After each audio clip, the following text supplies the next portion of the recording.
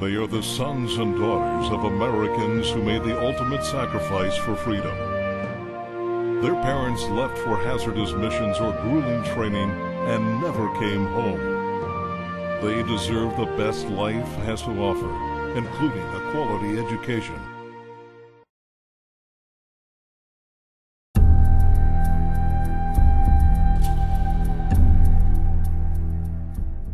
Go all the way back to 1980 when I was involved in the attempted rescue of the hostages that were being held in Tehran. We went over there in April 24th to attempt to rescue the 52 hostages, and we had an accident in the desert, now referred to as Desert 1, where the helicopter collided with a C-130, and in that accident 5 airmen were trapped in the cockpit and 3 young Marines in the back of the helicopter perished, leaving behind 17 children. So at that time, the individuals that were involved with that attempted rescue got together and literally passed the hat. And we decided that what we would do is attempt to educate the 17 children that were left behind. We thought that would be a worthy and noble cause to do, and we did.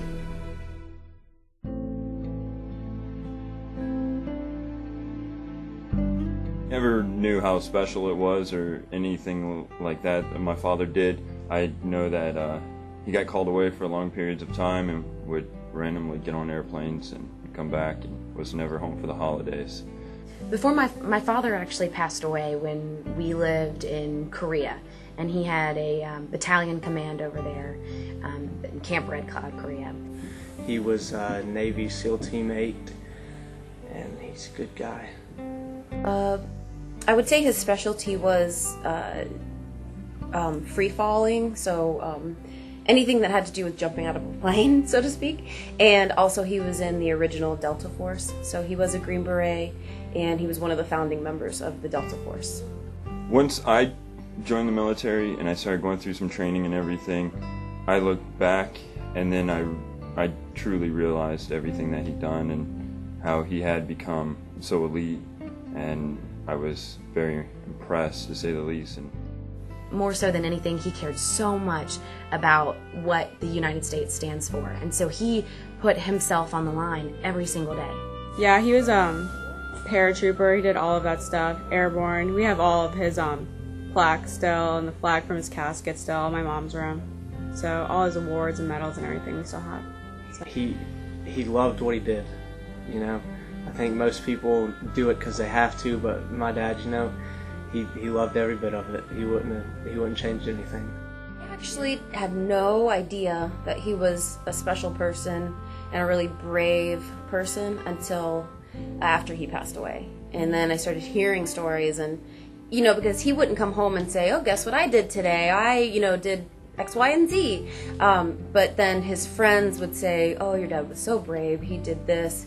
He saved me in this, you know, situation. But the time I did get to spend with him was amazing. Like, he was probably one of the best people I've ever met. He's a fun guy to be around. You know, we always did fun stuff together. But it's hard losing someone like that.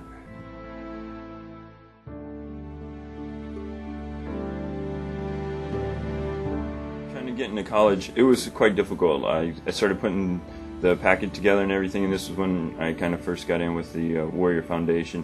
Started crunching those numbers, and I couldn't believe how astronomical college was going to be.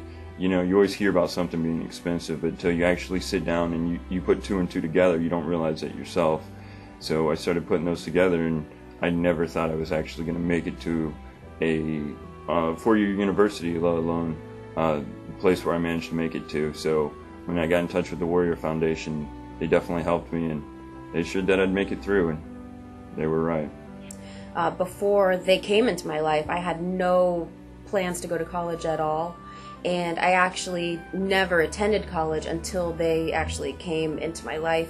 I went to UNC Chapel Hill, and I studied broadcast journalism and graduated in May of 2005.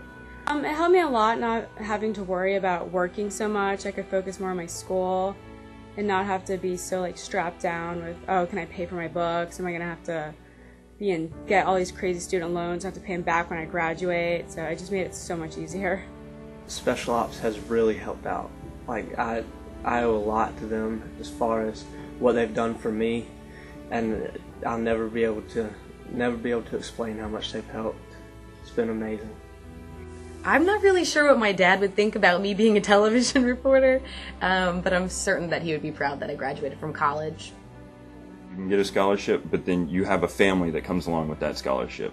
They're there for you. They're going to back you up. Every time I've ever had a problem, all I had to do was pick up a phone, and they were able to make things happen.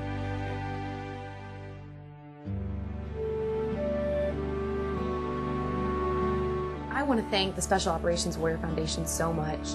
Everything that they have done for me, they've done for my sister. Really, they did all that for us, and we can't thank them enough.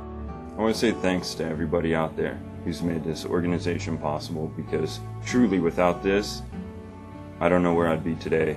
Well, I would just like to say thank you to the Special Operations Warrior Foundation for changing my life and providing me with the schooling I know that my father would have wanted me to have.